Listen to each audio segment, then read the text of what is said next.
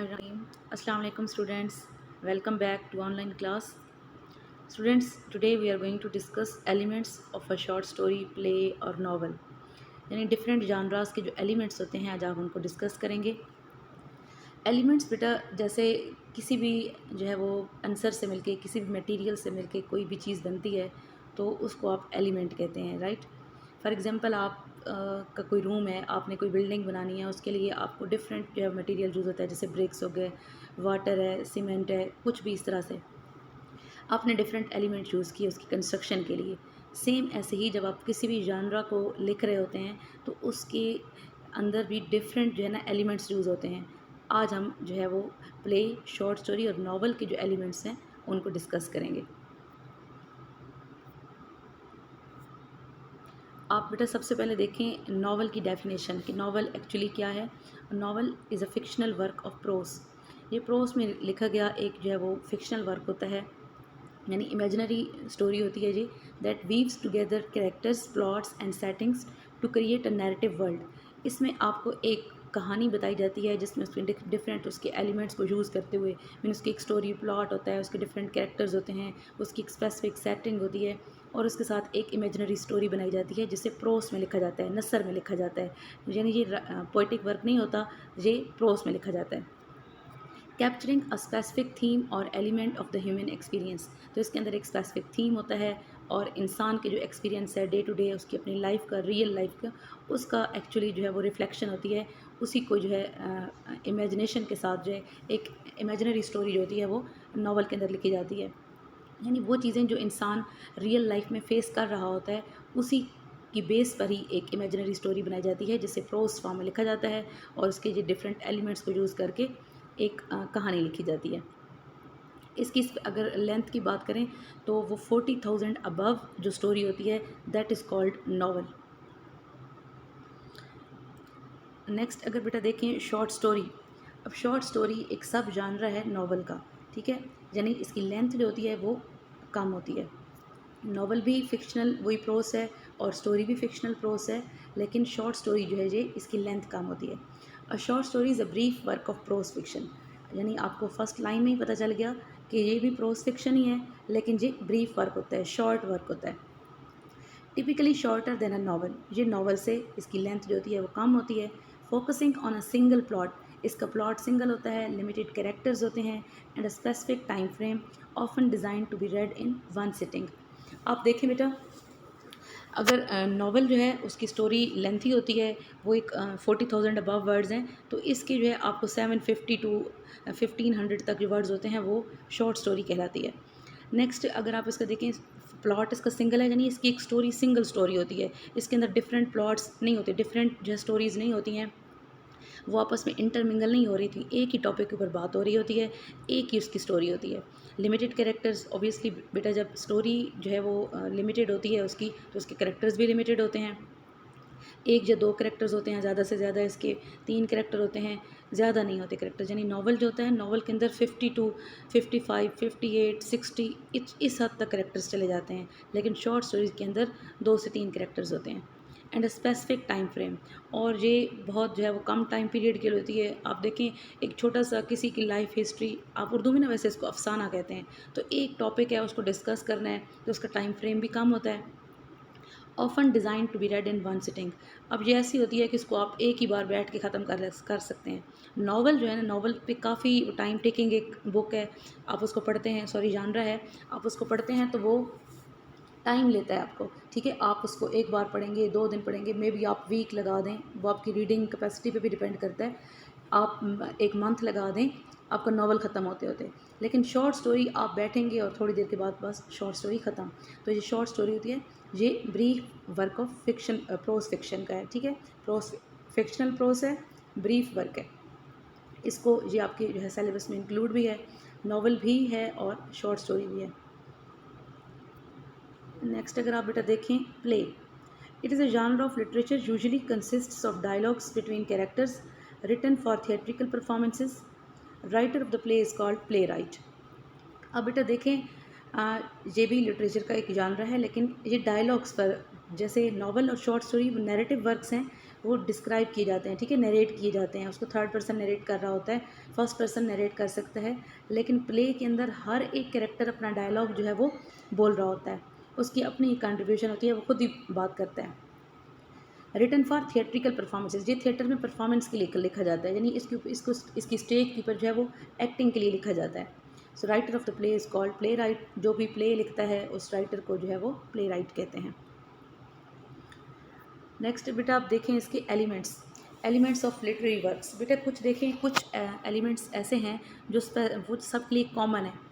Setting या spectacled, Shakespeare ने जो बेसिक 6 एलिमेंट्स बताए हैं, क्वालिटेटिव एलिमेंट्स इनको कहते हैं, ठीक है। क्वालिटेटिव एलिमेंट्स शेक्सपियर ने बताए हैं, सॉरी एरिस्टोटल ने बताए हैं, ठीक है। एरिस्टोटल के अकॉर्डिंग ये 6 बेसिक एलिमेंट्स हैं किसी भी जो है वो प्ले के लिए आप 6 इंक्लूड करेंगे, जबकि नॉवल शॉर्ट स्टोरी है तो उसके लिए जस्ट 5 होंगे। ये मैं आपको एक्सप्लेन करती हूँ कैसे क्यों। सेटिंग बेटा देखें, सेटिंग और स्पेक्टिकल, ये एक कैरेक्टर्स, प्लॉट, थीम और थॉट, लैंग्वेज और डिक्शन, म्यूज़िक और मेलोडी। देखिए बेटा स्पेक्टिकल का जो वर्ड है ये एरिस्टोटल ने यूज़ किया, ये सेटिंग के लिए यूज़ किया, ठीक है। कैरेक्टर्स, फिर प्लॉट जो स्टोरी होती है, थीम, थॉट। शेक्सपियर एरिस्टोटल ने थॉट यूज़ किया वर्ड, ये थीम के लिए यूज़ होता है, और डिक्शन यूज़ किया एरिस्टोटल ने, लैंग्वेज के लिए यूज़ होता है, और एरिस्टोटल ने मेलोडी यूज़ किया वर्ड, तो ये म्यूज़िक के लिए यूज़ किया है, ठीक है। ये तमाम जो एलिमेंट्स हैं लिटरेरी किसी भी वर्क के, ये 5 जो है वो कॉमन है, और आप एंड पे देख रहे हैं जस्ट इन प्ले, यानी प्ले जो है उसके अंदर म्यूज़िक भी इंक्लूड किया जाता है, क्योंकि आप देखते हैं प्ले के लिए, परफॉर्मेंस के लिए उसके साथ जो है ना म्यूज़िक का एलिमेंट जो है वो इंक्लूड होता है। ये पहले होता था जब क्लासिकल प्लेस थे, उसके अंदर कोरस का एक एलिमेंट होता था, और वो कोरस जो था वो म्यूज़िक के तौर पे जो है वो उसके अंदर ऐड किया जाता था, यानी वो एक सॉन्ग होता था। जैसे आजकल मूवीज़ के अंदर आप देखते हैं कि सॉन्ग जो है उसके अंदर ऐड होते हैं, तो इस तरह से जो है वो प्ले के अंदर भी ओड्स होती थी, कोरल ओड्स होती थी, कोरस जो है वो आके सिंगिंग करते थे। Chorus that was group of singers, ठीक है, वो कोरस आके वहाँ पे कोरल सॉन्ग्स जो थे वो सिंग करते थे, डिफरेंट जो सीन्स होते थे उनके दरमियान में।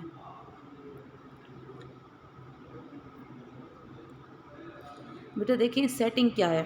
Setting it is the time and place for the story.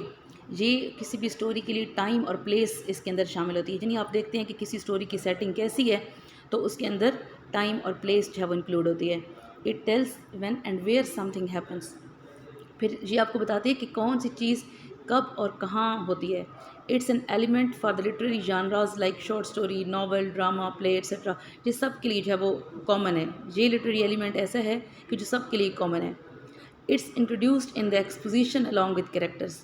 अब देखें जैसे ही जो है एक्सपोजिशन जो है किसी भी स्टोरी को स्टार्ट किया जाता है, इंट्रोडक्शन होता है, एक्सपोज हो रही होती है, इंट्रोड्यूस हो रही होती है स्टोरी, तो कैरेक्टर्स के साथ साथ सेटिंग भी बताई जाती है। यानी ये सेटिंग में स्टार्ट में कैरेक्टर्स का इंट्रो होता है, और उसके साथ साथ ये कि स्टोरी कहाँ पे हो रही है, कब हो रही है, ये चीज़ें स्टार्ट में ही बता दी जाती हैं। नेक्स्ट बेटा अगर पॉइंट देखिए कैरेक्टर्स, तो सेकंड एलिमेंट है, ये भी कॉमन जो है एलिमेंट है तमाम ये लिटरेरी जानराज जो मैंने आपको बताए हैं, शॉर्ट स्टोरी है, नावल है, प्ले है, सब के अंदर कैरेक्टर्स होते हैं। So audience and readers both are interested in fictional characters only if they are plausible. अब ये कैरेक्टर्स जो हैं वो जब तभी जो है वो रीडर्स के लिए, ऑडियंस के लिए उसमें इंटरेस्ट होती है जब तक कि वो प्लॉसिबल ना हो। प्लॉसिबल कैरेक्टर्स होते हैं जो कि रियल ना हो, जब तक कि रियल आपको जो है वो रियल से करीब लगते हैं तो आप उन कैरेक्टर्स को एंजॉय करते हैं। अदरवाइज़ वो आपको लगे कि वो इमेजिनरी जस्ट कैरेक्टर्स हैं, फिक्टिशियस कैरेक्टर हैं, तो आपको इंटरेस्ट नहीं होगा, क्योंकि वो आपको रियल लाइफ कैरेक्टर्स लगते हैं, इसलिए ये कैरेक्टर रीडर्स को, जो ऑडियंस को जो है उनमें इंटरेस्ट होता है। सो इफ़ दे आगे मैंने एक्सप्लेन किया वो real, that is only if they seem like real persons engage in real human experiences. अगर ऐसे लगता है कि वो रियल ह्यूमन एक्सपीरियंस को जो है उसमें इंगेज हैं, उसमें बिज़ी हैं, तो तभी जो है इंसान जो है उसको इन्जॉय करता है। अच्छा बेटा एक और चीज़ है कि ना जब भी आप कोई प्ले वगैरह या कोई फ़िक्शन का वर्क जो होता है उसको पढ़ रहे होते हैं, उसको देख रहे होते हैं ना, तो उसके लिए एक टर्म यूज़ होती है जिसको आप कहते हैं कि मेक बिलीव। उस टाइम में आप ना मेक बिलीव की सिचुएशन में होते हैं, यानी फॉर द टाइम बीइंग आप हर एक चीज़ को रियल कंसीडर कर रहे होते हैं। तो जब आप ये कंसीडर करते हैं, इंसान इस चीज़ को ज़हन में रख के बैठा होता है ना कि ये आम कैरेक्टर्स हैं, तमाम के यानी जो जैसे रियल लाइफ में कैरेक्टर्स होते हैं वैसे वैसे कैरेक्टर्स हैं और इनके साथ ऐसे हो रहा है, आप उसको रियल समझ के बैठे होते हैं। तो तब जो है वो आप बिल्कुल उस स्टोरी में आपको पता भी होता है कि वो इमेजिनरी है, लेकिन उसके बावजूद फॉर द टाइम बीइंग आप उसको रियल कंसीडर कर रहे होते हैं। तो इसके लिए एक टर्म यूज़ होती है, ये है मेक बिलीव। ये भी बेटा याद रखिएगा। अच्छा, कैरेक्टर्स बेटा दो टाइप की आप देखें, मेजर हमारे पास कैरेक्टर्स होते हैं और माइनर कैरेक्टर्स होते हैं। आप मेजर कैरेक्टर में देखें तो प्रोटैगनिस्ट और एंटैगोनिस्ट होते हैं, यानी एक आप देखते हैं मेन कैरेक्टर है जो पॉजिटिव होता है, कोई अच्छा काम कर रहा होता है, प्रोटैगनिस्ट। आप प्रोटैगनिस्ट को हीरो कह सकते हैं, ठीक है, हीरो भी कह सकते हैं, लेकिन हीरो को हर हीरो प्रोटैगनिस्ट होता है, ठीक है, और हर प्रोटैगनिस्ट जो होता है वो हीरो नहीं होता। और एंटैगनिस्ट जो होता है ये एंटी होता है, हीरो की जो कैरेक्टर प्रोटैगनिस्ट के जो है एंटी होता है, उसके अगेंस्ट होता है, अपोजिट होता है। विलेन भी आप इसको कहते हैं कॉमन जो है वो वर्ड्स में। तो एंटैगोनिस्ट इसके लिए टर्म यूज़ होती है, यानी एंटैगोनिस्ट विलेन के लिए और प्रोटैगनिस्ट जो है वो मेन कैरेक्टर के लिए, पॉजिटिव कैरेक्टर के लिए, आप हीरो के लिए वर्ड यूज़ करते हैं। अच्छा, इसके अलावा ना बेटा ये जो दो कैरेक्टर्स हैं मेजर कैरेक्टर्स, इनके अंदर भी दो टाइप के कैरेक्टर्स होते हैं। अब वो फ्लेक्सिबल और इनफ्लेक्सिबल कैरेक्टर्स आप उनको कहते हैं। फ्लेक्सिबल कैरेक्टर्स वो होते हैं जो वो with the passage of time story के अंदर उनके अंदर चेंजेस आती हैं, उनके कैरेक्टर मोल्ड होते हैं, तो उनको आप कहते हैं कि वो फ्लेक्सिबल कैरेक्टर्स हैं, या आप उनके लिए एक और टर्म यूज़ करते हैं, वो राउंड कैरेक्टर्स हैं। अब जो कैरेक्टर स्टार्ट से स्टोरी से लेकर एंड तक सेम रहता है, वो चेंज नहीं होता, उस कैरेक्टर को आप बोलते हैं कि वो इनफ्लेक्सिबल कैरेक्टर है या वो फ्लैट कैरेक्टर है, ठीक है। प्रोटैगनिस्ट एंटैगोनिस्ट और मेजर माइनर का आपने देखना है, मेजर कैरेक्टर्स के अंदर प्रोटैगनिस्ट एंटैगोनिस्ट होते हैं, या विलेन और हीरो आप कह सकते हैं, और फिर वो फ्लेक्सिबल और इनफ्लेक्सिबल भी आप उनको कह सकते हैं, और इसके अलावा जो है आप उसको राउंड और फ्लैट भी कह सकते हैं। माइनर कैरेक्टर्स भी होते हैं, जिनको जो साइड कैरेक्टर्स होते हैं, स्पोर्टिव कैरेक्टर्स होते हैं, वो आप उनको माइनर कैरेक्टर्स कहते हैं। अच्छा बेटा, यहाँ पे एक और भी आपको चीज़ बता दूँ कि जस्ट ज़रूरी नहीं है कि कैरेक्टर्स जो हैं वो ह्यूमन बींग्स ही हों, कुछ एलिमेंट्स भी हो सकते हैं, नेचुरल एलिमेंट्स हो सकते हैं, वो भी, या कोई ऑब्जेक्ट होता है सम टाइम वो भी स्टोरी के अंदर जो है वो एक अपना एक रोल प्ले कर रहा होता है, ठीक है। और ज़रूरी नहीं है कि एंटैगोनिस्ट को ह्यूमन बीइंग हो, एंटैगोनिस्ट जो होते हैं वो एक्सटर्नल फैक्टर्स भी हो सकते हैं, तो कोई भी मतलब नेचुरल फैक्टर्स हो सकते हैं, कोई भी एक्सटर्नल फैक्टर्स हो सकते हैं, तो उसको वो भी एज अ कैरेक्टर जो है वो रोल प्ले कर रहे होते हैं किसी भी स्टोरी में। नेक्स्ट बेटा देखिए आप, तो इसकी बेसिक टेक्निक्स ऑफ कैरेक्टराइजेशन। अच्छा, कैरेक्टराइजेशन कैसे जो है वो डेवलप होती है, कैसे जो है नरेट किया जाता है कैरेक्टर्स को किसी भी स्टोरी में। So the narrator's own direct comments. अब देखिए नरेटर जो होता है वो खुद बता रहा होता है, यानी ये अगर नॉवल है या शॉर्ट स्टोरी है तो उसमें जो है वो नरेटर जो होता है वो खुद बताता है कि कोई कैरेक्टर कैसा है, ठीक है, उसको डायरेक्ट कमेंट करता है उस कैरेक्टर के ऊपर। Other character speech, thought, feelings and actions about the character. फिर जो है वो दूसरे कैरेक्टर्स की स्पीच, थॉट या उसके एहसासात, फीलिंग्स, उसके एक्शंस, उनके थ्रू भी पता चलता है कि कोई कैरेक्टर कैसा है।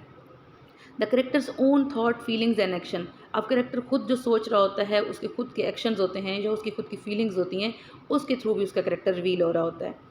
राइटर में यूज़ फिजिकल डिस्क्रिप्शन। राइटर भी जो है, चाहे वो प्ले हो, चाहे वो नॉवल हो, नैरेटिव कोई वर्क हो, उसके अंदर फिजिकल डिस्क्रिप्शन भी दे देता है कैरेक्टर की।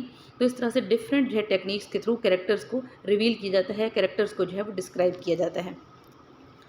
नेक्स्ट देखें तो प्लॉट, ये एक नेक्स्ट एलिमेंट है, ये भी हर स्टोरी का, चाहे वो प्ले हो, चाहे वो शॉर्ट स्टोरी हो, चाहे वो नॉवल हो, सब जानरास के अंदर ये एलिमेंट भी कॉमन है। Plot is a literary term use to describe the events of the story. That is actually these are events of story, sequence of events को आप कहते हैं बेटा प्लॉट।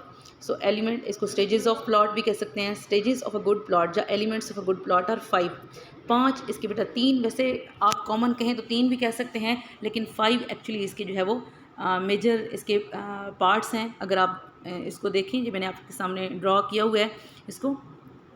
एक्सपोजिशन बेटा ये स्टार्ट होता है, ठीक है, यहाँ से स्टोरी जो होती है ना आपकी स्टार्ट हो रही होती है एक्सपोजिशन से।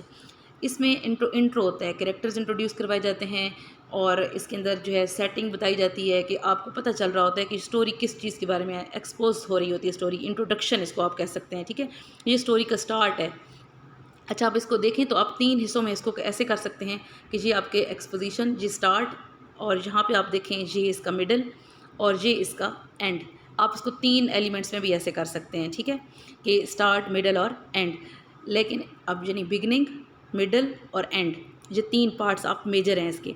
लेकिन अगर आप इसको एक्सप्लेन करें प्रॉपरली तो फिर इसके जो हैं ये एक्सपोजिशन यानी इंट्रोडक्शन, फिर उसके बाद राइजिंग एक्शन, यानी यहाँ पे जो है एक्शन जो होता है या कन्फ्लिक्ट जो होता है ये स्टार्ट हो जाता है, यानी कन्फ्लिक्ट जो होता है, जो भी इशू होता है उस स्टोरी के अंदर वो यहाँ से स्टार्ट होता है। इसको आप कहते हैं राइजिंग एक्शन, यानी वो एक्शन जो होता है यहाँ पे पीक की तरफ जा रहा होता है, फिर वो क्लाइमेक्स तक पहुँच जाता है, ठीक है।